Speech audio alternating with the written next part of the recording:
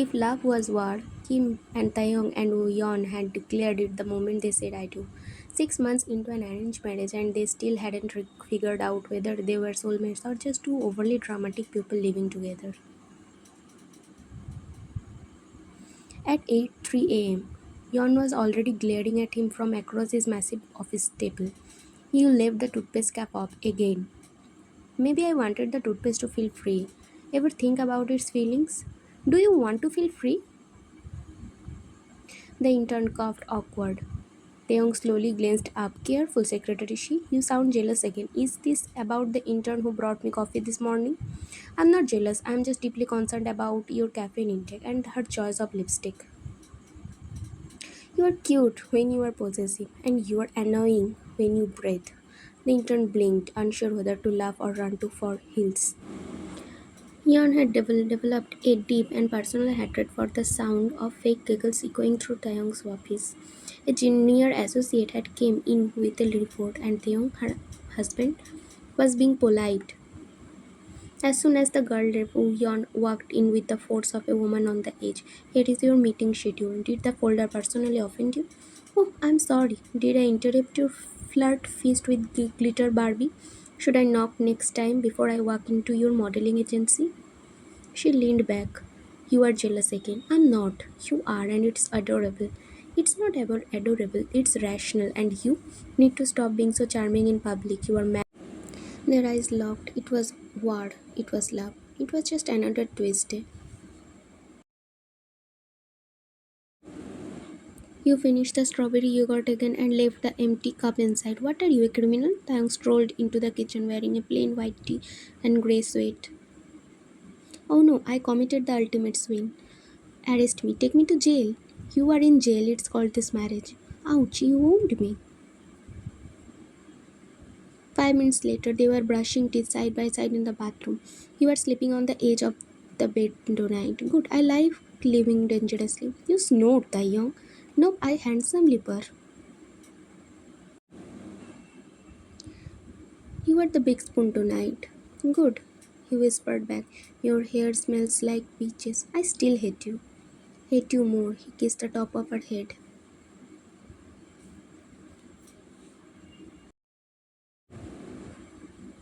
Your fans are waiting. You are so sweet in the mornings, like expired milk. You should try it. Poison builds immunity. She didn't blink.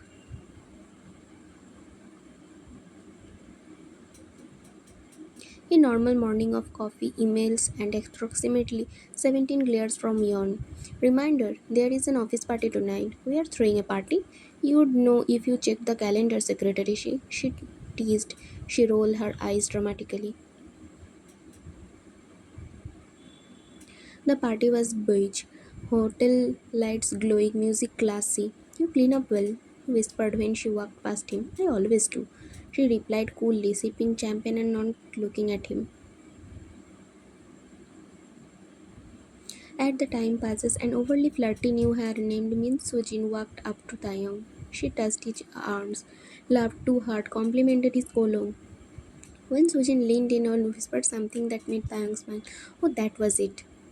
Excuse me, she said sweetly to Sujin. I think you have had enough of the open bar. You are hallucinating if you think he is single. I'm sorry, I didn't know. Now do run. Taeyong just stood there with his glass. You done being jealous? He asked once Sujin left. Jealous? Please, I'm just protecting company property. He leaned in. Your lips say secretary, but your eyes scream wife. Say one more word and you are sleeping on the couch tonight. Sneak into bed at 2 a.m. like always. After the party, the ride home was quiet. Not cold quiet, that another kind. Yon stared out of the car window, arms crossed. Tam kept sneaking glances at her like he was trying not to smile. You really scared her up. She scared me with her sticky lip gloss and grabby hands. You were so dramatic.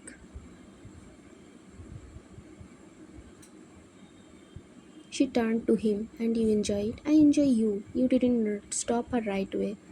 I knew you would. That's her. Shut her up. Her heart did the little jump thing.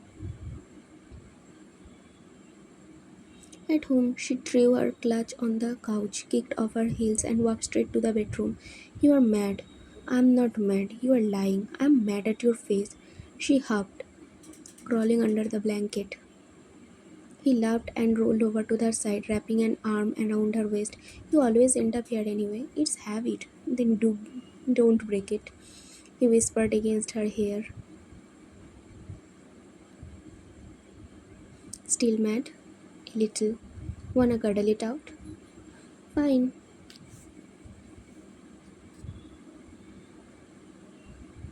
Saturdays were supposed to be peaceful, sleep in brunch, maybe walk, a soft little date. Yon had picked a cute little cafe. She got dressed up, nothing fancy, just a soft pink dress, and Taeyong wore a hoodie and sunglasses like he was under a FBI. Do you have to look like a wanted criminal on our date? Yon asked as they waited to be seated. Excuse you, this is low key street fashion. You wouldn't get it. I get that you look like a raccoon.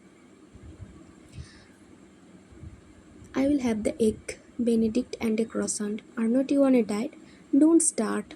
I'm just asking. Did I ask you to ask?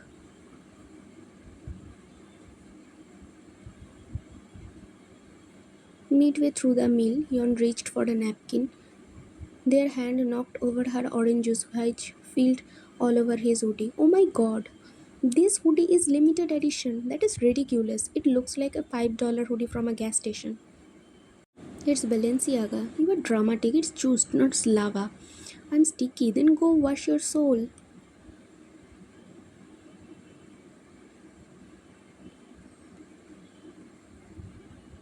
They argued the entire time. That night, after showering and collapsed into bed, Yon muttered, You are the worst date I have ever had. You still married me though. Bad decisions build character. You are still cuddling me. He smirked, pulling her closer into the blanket. I'm cold, not in love. He kissed her forehead. Liar. She didn't argue. That Sunday was a family dinner day, a phrase that made Yon's stomach twitch. She hadn't seen her parents in a while, not since the wedding, not that they missed her. Her mother still called once a week and say things like, Are you gaining weight? Or your cousin just bought a house. Her mother reaches across the table to refill Taeyang's wine. So how are you managing with her? Tai, she is doing great. Oh really? That is surprising. Yon's grip tightened on her napkin. Her mother leaned in slightly. You know, she was always so sensitive growing up. If you looked at her wrong, she would run to her room and cry. We thought marriage would toughen her up a bit. She's still emotional, always wore her heart on her sleeves, not like her brother. She always was different, not built for responsibilities. Honestly, we were relieved when the marriage proposal came through. We used to worry what man would put up with her quirks. And she used to be so obsessed with the singing hobby, running around in those competitions, wasting time. Thankfully, that phrase passed. You have matured her, Taeyong. Taeyong put his glass down deliberately. The sound echoed through the table. I'm sorry. Are we insulting my wife, or is this how you normally catch up? The air snapped tight. What? Oh no, Taeyongshi, you misunderstood. We are just joking. That's how we have always been with her. Her father added, laughing awkwardly, You know how girls can be emotional, stubborn, and little dramatic, and she turned out well enough. Well enough, she is the most intelligent, sharp witted woman I know. She handles my company's chows better than most of my board members. She is the reason half of my meetings even start. And let me tell you something that singing hobby you brushed off, that taught her discipline, control, confidence. Sometimes you clearly never noticed. Young. Yon whispered, but he didn't stop. You call her sensitive like it's a flaw. But maybe if she didn't grow up being constantly dismissed and compared, she wouldn't have to be like this. We didn't mean to offend, but you did, and again and again. And I let it slide for 15 minutes, and I won't let you keep belittling her while she smiles through it. Yon's hand trembled under the table. You shouldn't have to sit at a table and shrink yourself to be accepted. Turned to her voice softer now. Her throat burned. I think we're done here. Thank you for dinner. And with that, he helped her out, wrapped his arms around her protectively, and walked out of the parents' house.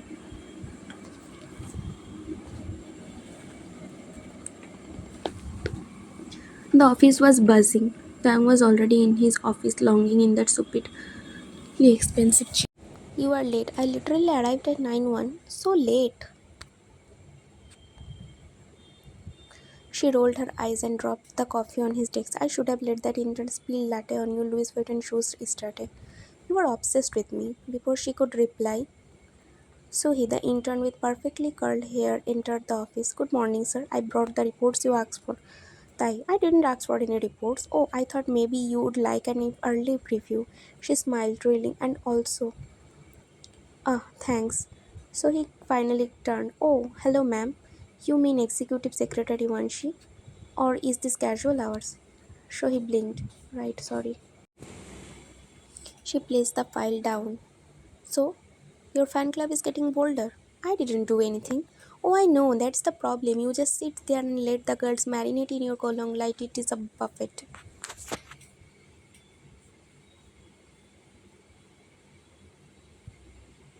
You have been dramatic. She flirted in front of me. You are my wife. They don't know that. To them, I'm just your overworked secretary with anger issues.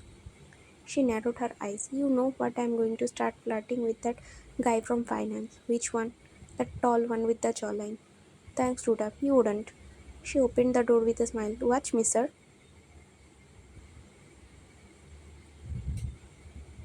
The office party was full swing. Yon walked in wearing brass satin. Tang stood near the bar. Her eyes locked on her. Yon walked right to the Minjai. Oh, Jaishi, you looked really handsome tonight. Minjai chuckled. Thanks, Yonshi. You look dangerous, she offered. That too. He laughed. You okay, sir? Someone beside him asked Taehyung. Heartburn. But he kept watching, she laughing at every joke, lightly brushing her fingers. That came the final straw.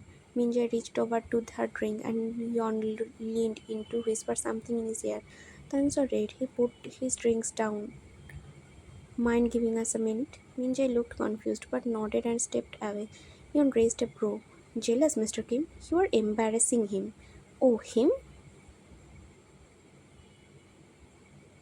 Tongue stepped closer, voice low. I get why you are mad, but flirting with Mr. Calculator over there. Oh, please, you know I didn't like men who wear square ties. He tried not to smile. I was giving you a taste of your own peer friendly medicine. Yawn. What? I hate this party. She laughed. Come on, let's go home. You can insult me while you are in sweatpants. I will even let you choose the movie. She chuckled.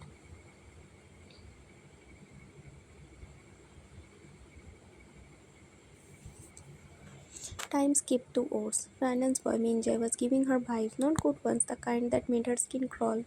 Need help with that? Minjay said, popping out of nowhere. No, got it. Oh, come on. She forced a smile. I have 2 degrees and an Excel sheet that could run this building. I think I can handle a paper chap. He laughed a little too long, a little too hard. It kept happening in meetings in break room. His compliments were just a bit too personal. His eyes lingered a bit too long. He didn't. She didn't accept anything. When she entered the storeroom, just a quiet 5 minutes to grab old files and head back to her desk. But the second the door creaked shut behind, she knew something was wrong. She turned and there was Minjai. Didn't expect to hear alone, he said.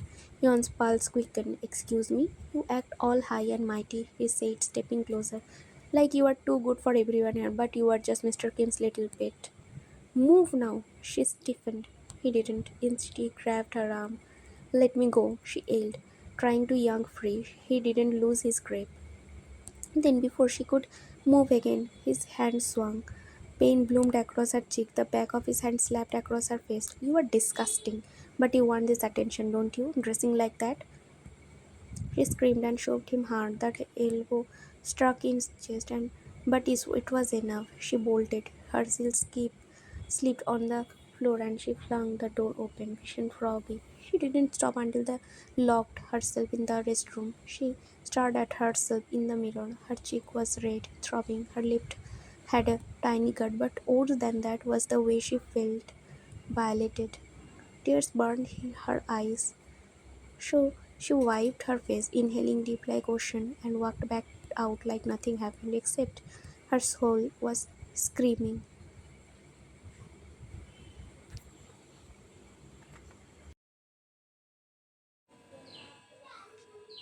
Taeyong noticed immediately. The second Yeon walked back into the office after the break, something in her had shifted. She didn't fight him for the last cookie from the pantry, and her cheek there was a faint redness. How she flinched slightly when someone touched her arm to get her attention. How she sat stiffly in the chair, barely moving, barely looking up. How she avoided his gaze like it burned him. Yon, he said softly when they were alone in the elevator. She started straight ahead. Is something wrong? No, your face looks. I just dropped a box on myself in the storeroom. I'm fine. His jaw clenched. All evening he watched her slip through his fingers. She barely spoke during dinner. She didn't argue. She didn't push his legs off her lap like she usually did during cuddles. And that night when they lay in the bed, her back to him, her breath shallow, he knew she was awake, but she didn't turn. He reached for her anyway, wrapping his arms around her waist like always. She tensed for a second. It was the next night that broke. She came into the bedroom in her oversized tee, hair messy. Still mad at me? No. Still sad? She didn't reply. Instead, she curled tighter against him. Her fingers gripped his shirt like a lifeline. She shook. He froze, yawned. Her breath hitched. Pulled back just enough to see her face, tears slipping silently. Hey, hey, he whispered, cupping her face. What happened? Talk to me, please. I didn't want to. I didn't want to ruin anything. He Minjai. He tried to. Taeyong's entire body tensed, rage stormed into his lungs, but he said nothing, not yet, not when she was finally breaking open. I didn't let him. I got out. I ran. But he hit me. He said such disgusting things. Shh, baby. I'm here. I'm here. I'm so sorry. I didn't know if I should tell anyone. I didn't want you to lose everything because of me. Stop. No. Look at me. Look at me. His own eyes were red, glassy, but steady. If you think for a second that anything matters more than you to me, then you don't know how much I love you. She whimpered at that, collapsed into him. He unclasped his shirt like it was the only thing keeping her from falling apart. I feel dirty, like I did something wrong. No, don't you ever say that. Don't you dare. You didn't do anything wrong, baby. You are strong. I know you were. She broke again, sobs shook his chest. His hands never stopped moving. I'm here. You're safe now. It's over. He's not going to touch you again. He's ever going to breathe near you. She just nodded, too exhausted to speak. Her fingers were still fisted in his shirt like she was afraid. The next morning, Yon couldn't bring herself to get up. She stared at the ceiling, numb, heavy. Tang walked in quietly, holding a tray with breakfast she wouldn't eat. I'm not going, she said softly. You don't have to. You are not setting foot in that place until you feel ready. He didn't go to the office to work that day. He went to end someone. By noon, Minjay was escorted out of the building by security. Firing was not enough. She pressed charges. And then at 2 p.m., Tang stepped into the conference room and gathered the entire office. Many of you know Miss Yon as my secretary. Well, she's not just my secretary, she's my wife, and if anyone dares disrespect her again, they will be dealing directly with me. That night when he returned home, Yon was curled into the couch in one of his shirt, eyes poofy but calmer. I fired him. I filed every possible charge and I told everyone you are mine. Thank you. Thank you for saving me. No, he said quietly. Thank you for being strong. 1 month ago, Yon couldn't even look at the office without her chest tightening. Now, she was sipping iced coffee at her desk beside his while she chewed obnoxiously on ice just to annoy him. You done? Hmm? You chew like a construction site. You were so annoying. And yet you married me. I was bribed. With what? My face? Damn it, she rolled her eyes. That was them now, still bickering, still dramatic, still arguing about whose turn it is to do laundry or who left the fridge open. But there was something different. They didn't get jealous anymore when someone flirted or stirred. They didn't push each other away when things got overwhelming. They felt safe.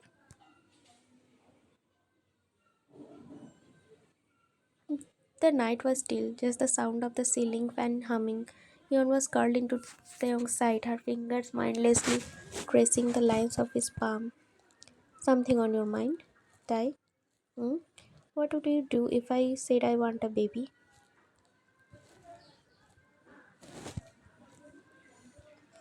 His eyes fluttered open, blink again. A what? I mean, not now, just like I've been thinking about it. Us, a family. He pecked her lips. Shh. Don't want to wait anymore either. The room got warmer. Their kiss was slow, no rush. It deepened naturally. Their hands started exploding as if they knew where to go. Are you sure? I have been never been more sure of anything. There was laughter, a little awkwardness, Taeyang trying to figure out where his shirt even went, and Yeon making fun of him for nearly falling off the bed. But under it all, tenderness. She curled into him, breath still shaky. Taeyang kissed her temple, held her tighter. Damn, we really just did that. She laughed into his chest, and we didn't kill each other. Shocking. He smirked. You will be sore tomorrow. You sound proud. I am. She playfully smacked his chest, and he winced dramatically, clutching his heart. He kissed her one last time, slow, sweet, final, but a promise sealed between tangled limbs and tangled hearts.